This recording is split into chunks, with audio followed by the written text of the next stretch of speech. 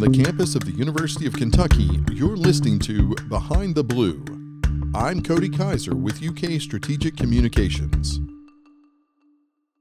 To be able to see us still not only acknowledging who Dr. King really is here in the city of Lexington, but to be able to modernize a lot of his work and think of the work we're doing here in Lexington to honor him, I think is a great thing to continue, especially as we think about how his work is really something that I think people are losing sight of, right, and not having the opportunity to maybe find that education in the same wells that I did growing up in the K through 12 system. So for us to continue to create space to talk about who Dr. King is, to allow people to share their own perspectives about what his many words meant, right, not just his I have a dream, but all of his work means, and how we can continue to advocate for those things in the present, I think is a good thing.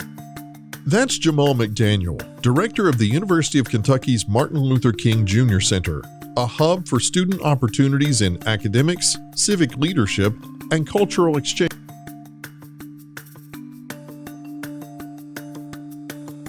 Lexington's annual MLK Holiday Observance. He's helped shape one of the longest-running celebrations of Dr. King's legacy in the country.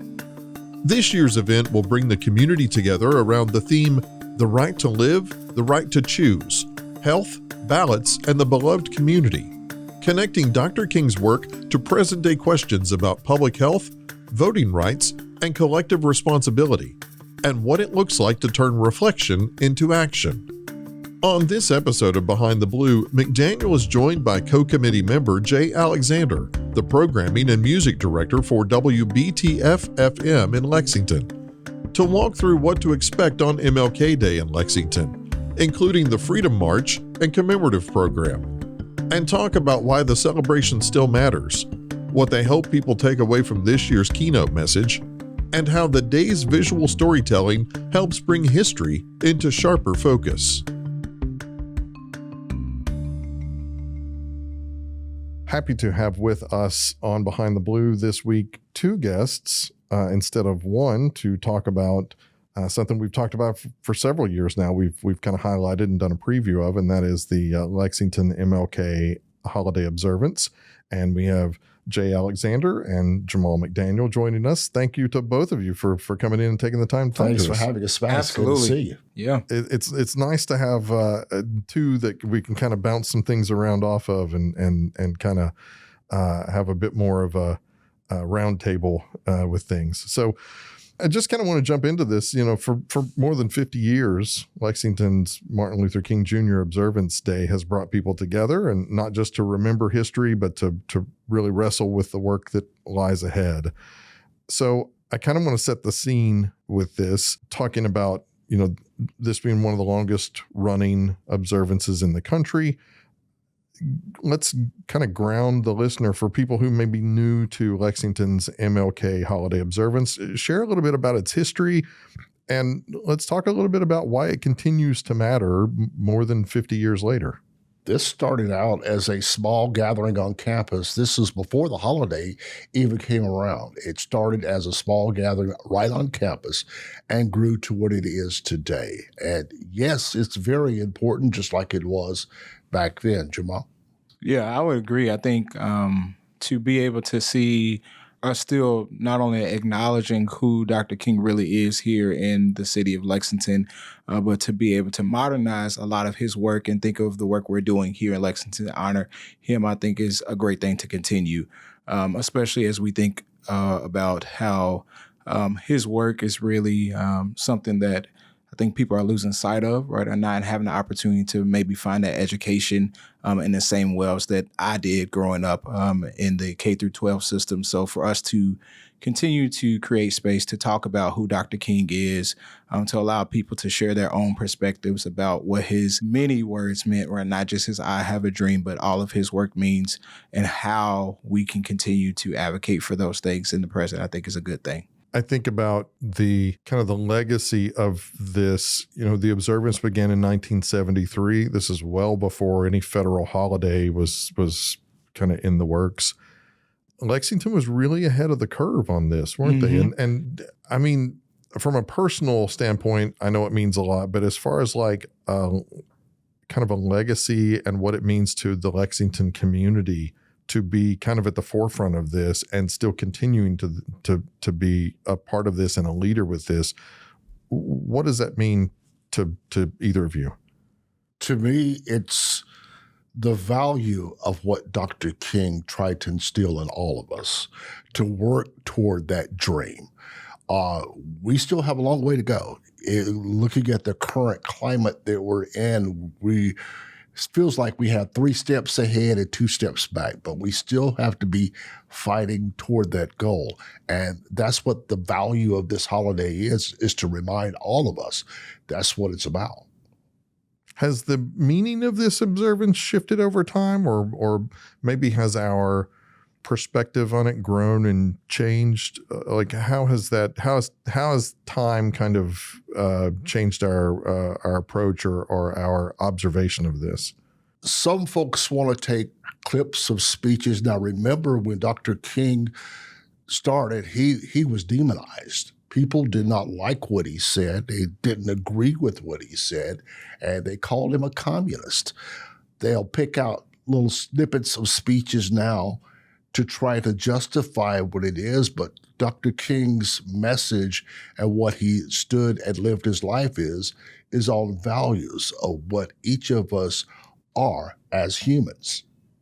Yeah, and when I think about from my experience of going to the program from both undergrad to now, I think the core of the program has continued, right? Really making sure that we tell the truth as it relates to Dr. King and what he stood for, but also making sure that the message is one that can reach across different generations, right? And so I think when you come to the program, you see a lot of same faces of people who have been coming for years. And then you also see newer folks, whether it's local high school or college students or folks that are coming with their parents. You're seeing this really interconnected, intergenerational community that is coming to hear what's happening. What do you see in our current student population as far as like their approach, their perception of the event, and their involvement with the not just the day, but year round? I know we talk about that a lot. We've talked about that over several years. It's not just the day; it's the year round being a part of the community and moving those ideals forward. Yeah, I would say there's definitely pockets, I would say, of college students, at least from UK, that have gotten to be a little bit more connected and involved with coming to the program, and particularly the march. I think we see a lot of students who are engaged within the march and then stay to participate in the program. But you even have college students from Kentucky State, from Bluegrass Technical College that are participating as well. And so it's not just those who are here from a local, you're getting them from a little bit around. And I think that a lot of our students today are very social justice oriented, right? And so when they think about Dr. King's work, if they know about it, right, it really resonates with the ways that they want to show up and advocate for change on campus, change in their communities, and in what other facets that they're connected to. I want to kind of jump into talking a little bit about this year's theme and kind of what's going on with the event this year. As part of the committee, what has that work been like, and kind of what is that process like of kind of putting this together? I'm guessing that it probably, like, the wheels are already starting to turn for 2027, not just 2026. And so what's that process kind of like, and kind of what's the makeup of the committee in a sense? It's tedious. We've got these young gentlemen right here with his input is phenomenal, along with everybody else that's involved with this. And Reverend Devon Jerome Crawford is our keynote speaker this year. He is a dynamic preacher, dynamic senior pastor, scholar, former national executive director of the Multi-Faith Initiative to End Mass Incarceration. He brings both moral leadership and real-world experience, and he's going to be talking about that this year. What stood out to the committee when selecting Reverend Crawford to be the keynote? To me, as in selecting this, he has the vision of what Dr. King's vision was, and he's trying to live that day by day and instill that into his congregation and the people that he talks to and the people that he teaches. Yeah, and I would say again, with him being a pastor, but also a civil rights activist in his own right, and someone who is younger, who spent time at Morehouse. I know he's done a lot of work as a MLK scholar there. It seemed like the perfect fit to again modernize Dr. King's message in a way that will resonate with anybody who comes to participate in the program. I also know one of our previous keynote speakers as someone who he's connected to, and just knowing the value of that legacy of someone who can understand what we are trying to do with the MLK Holiday Observance at Lexington, and recommend someone else for us. I think it was a perfect fit. And being a Morehouse man really sold it. So right.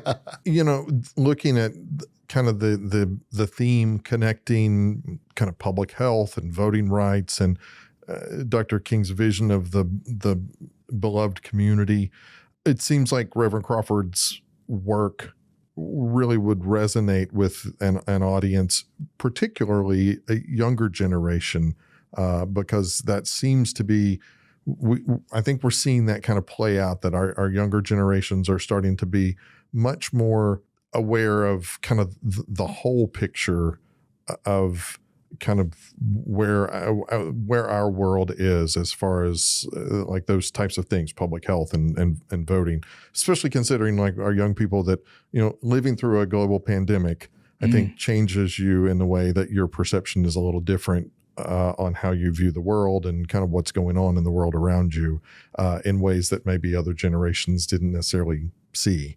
These Gen Z, these kids are more aware of what's going on around them and willing to attack and make change and show the right way to go. What are you hoping that people come away from after hearing the Reverend speak? Motivated to go out into the community and make change. Yeah, I echo that. I think we hope that they, find a lot of motivation, that they feel like there's something that's going to make them think a little bit differently and more critically about the issues that are happening in our society and what are things that they could actually do and start to make changes as well. Part of the event also is going to involve some visual storytelling, some photography. Tell me a little bit. This, to me, is the keynote of this. I grew up with Ebony and Jet magazine. My grandmother made sure that we sat down and we read it cover to cover. And we always said, there was a saying, if it's not in Jet, it ain't happened yet. So the pictures that I see sitting on my grandmother's couch with the plastic on and reading a Jet or Ebony magazine, seeing the man who did that photography, those amazing, amazing pictures from Kentucky, from Owensboro. We're going to have some of his work here. Monita Sleet, to me, is just a full circle moment. I cannot wait to see. He's the one that took the iconic Pulitzer Prize winning picture of Mrs. King and her daughter in the church when they were doing the services for Dr. King. That's just one of them. He took one of a dear, dear friend of mine from Morganton, North Carolina.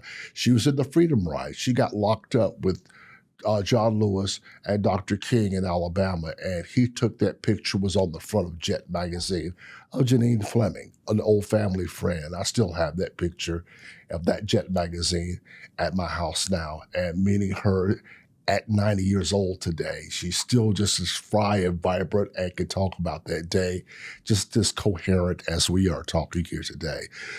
So this, to me, is just fulfilling, and my heart swells, and I cannot wait to see this exhibit. Yeah, and I would say just through this process of working on the program and even getting to learn more about Monita Sleet and all the work that he's done in the way that he has impacted so many through, his photography, I think it speaks to another lens of storytelling. I mean, particularly as we think about civil rights, the importance of what we can learn from the photos, us being able to create that moment as a part of the experience, I think is only going to enhance it for all the people who participate. And he was a K-State grad.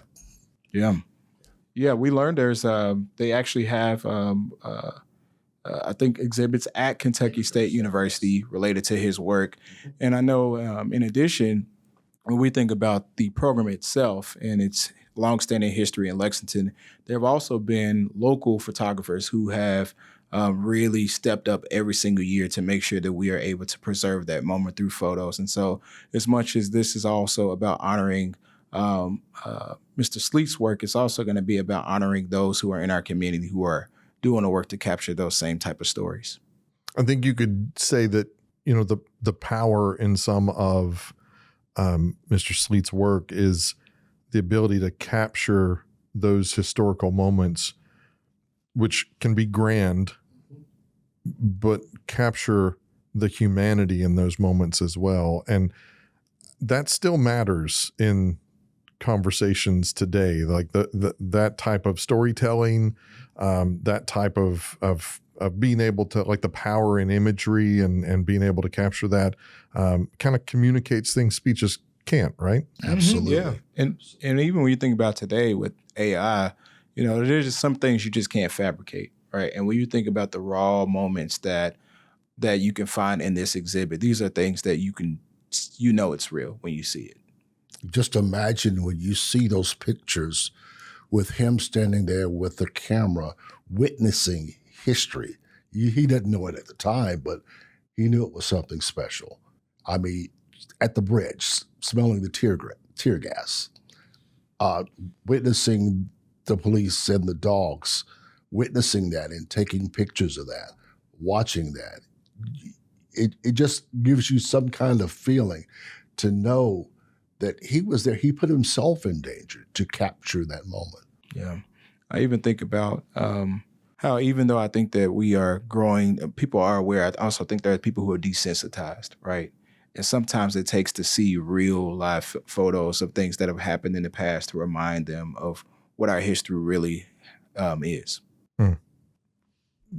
I guess walk me through kind of what the day's events look like and how the particular part of it is going to be incorporated into the day's events. We will have the annual march starting from Rupp Arena coming through downtown. We are setting up the exhibit right outside the hall from where we are holding inside. That's going to go through a timeline, and it's going to have the pictures from Mr. Sleet and some local Lexington photographers as well throughout the arena. So you could take a timeline and a walk through. So it's going to be like a travel through time. Yeah, it's about 27 pieces that will be brought from Owensboro. And this is also in partnership with the Alpha Beta Lambda chapter of Alpha Phi Alpha Fraternity Incorporated, who has agreed to co-sponsor this year's Sleet exhibit as well.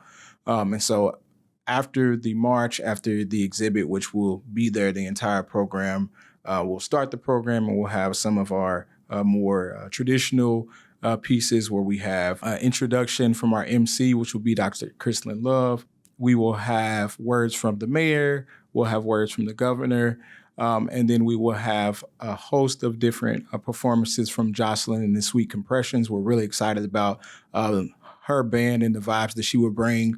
We'll have DJ Always, who will keep the tunes and the good vibes going. We'll also have a few more presentations, including our scholarships from both Kentucky State University and BCTC. And then we will have some tone setting experiences. We will have the presentation and dedication for the exhibit that Mr. Grundy will lead. And then we will jump right into hearing from our keynote speaker. What has our general attendance, what's the number of attendees kind of been over the past few years? And I know did we have 1 year that was very cold? It was last year, wasn't it? I feel like very cold. Like every year has been extremely cold. I always say it's 1,000 plus, if not even more than that. So the baseline for the program, the march is a little cold, but it is well attended because everyone is smiling and happy to be there, and fellowship. It's like a family reunion. We do the parade, then we go in for the program, and it's very well attended. Yep. Very well. Yeah, I agree. I think a few years ago I've joked, I was like, do we do like one of those markers to catch? But it would be a lot to try to get all the folks Sure. that'll come, because Sure. you have people coming from all over Kentucky. For someone attending the first time, what would you say, or thinking about attending for the first time, what would you say to maybe encourage them to come and participate? Come on down. You will not regret it. It's an experience that you have to be there. It's just like a family reunion. You don't want to look at pictures. You don't want to see TV cameras and all of that, watch it on TV. You need to experience this for yourself. Yeah, I would agree. I think we've got a lot of great things in store, again, to both honor Dr. King's legacy, but also to give it a really good community celebration vibe, which I think we need even more in these times. We need more opportunities to come together. And so I think it'll be a few hours well spent. On a personal level, what has it meant to each of you to have been able to be a part of planning for this for as long as you've been a part of this? You ask me that question every year. And it's still the same. For me, it's giving back to the community. Into Lexington that I love. I've been here for 28 years and been a part of this celebration and this commemoration for that law. It's very special to me that I'm able to contribute, and I thank God that He's given me the ability to do that in some small way to do that. I just enjoy getting out with the people of Lexington and celebrating this milestone. Yeah, it's definitely a very humbling experience to not only be able to do work on campus that I believe honors Dr. King's legacy, but to also bridge that into being a part of a larger community experience, to be able to learn through the process, right? And so even working in a little bit more closely on the program this year, there's a lot of things that I've learned from both Jonathan and Mr. Grundy just about the program and the history of it. And I think every single meeting and conversation that I have, whether it's with those two or with the larger committee, it's just time well spent, right? It's relationships. It is seeing a shared vision for Dr. King's work and being able to articulate that in a really well thought out program and March experience that just makes it a joy to continue to come back and be a part of. He's being humble. This guy's phenomenal. He's put a great deal into the committee, and we thank him for his work. We Appreciate really do. that.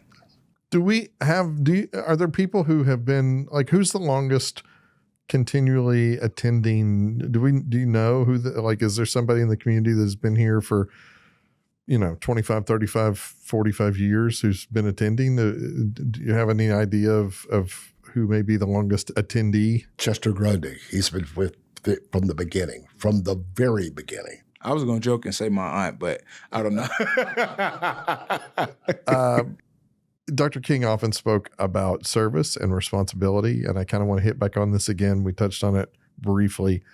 After the march and the program conclude, how can people continue the work of building community, building the beloved community year round? I would say the first thing is to really start to get a pulse of what is happening. What does community mean to you? And what are the issues that are important to you that are happening in your local community? And figure out what are the tangible ways that you can maybe do some work to support those issues, whether that's through voting on a local level, on a state level, and broader. If it's volunteerism, figuring out where are the ways that you can give back to your community. Again, it doesn't have to be these large, grandiose things, but it's finding, again, that motivation from the program to do something differently than what you've been doing. I totally agree. What can you do? Be of service. It's not about you. It's about the community. It's about the least of thee. Be of service. Yeah. Excellent. The Lexington MLK Holiday Observance is January 19th, starting at 2 p.m. 2 p.m. You can meet here at the Central Bank Center. Yep. Freedom March starts at 1. The program begins at 2 inside Central Bank Center. Okay. Jay Alexander, Ja'Mahl McDaniel, thank you so much for taking the time to come in and talk about this, and hoping for some warm weather this year and a lot of attendance and just a good time and inspiring day. It's always great seeing you, Cody. Well, Thank I was you going so to much. say dress warm anyways. Come on down. Come on down. It's going to be great. Thanks. Thank you. Thanks for listening to Behind the Blue.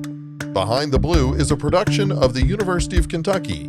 For more stories about how the University of Kentucky is advancing our Commonwealth, visit uknow.uky.edu.